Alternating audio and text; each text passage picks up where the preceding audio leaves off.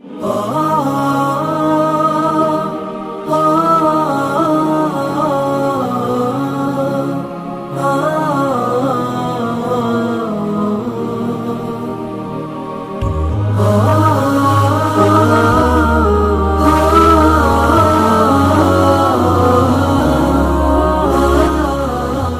ساری عورتیں وہ ہوتی ہے جسے حیض کی مدت پتہ نہیں چلتی کہ حیض کتنے دن آتا ہے اور کتنے دن اس حیض پر رہنا ہے اور کتنے دن نماز پڑھنا ہے اور نہیں پڑھنا ہے، اس کی مدت نہیں معلوم ہوتی۔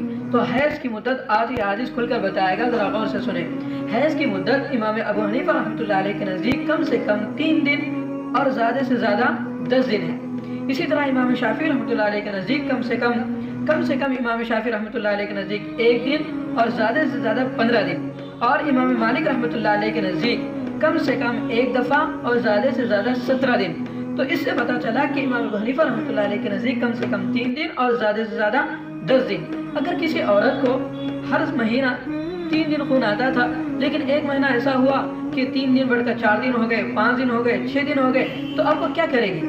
کیا وہ عورت 3 دن کے بعد نماز پڑھے گی؟ نہیں، نماز نہیں پڑھے گی، بلکہ صبر کرے گی 3 4 5 6 7 دن۔ امام حنیفہ رحمۃ اللہ علیہ کے نزدیک زیادہ سے زیادہ کتنے دن ہے؟ 10 دن کی مدت ہے۔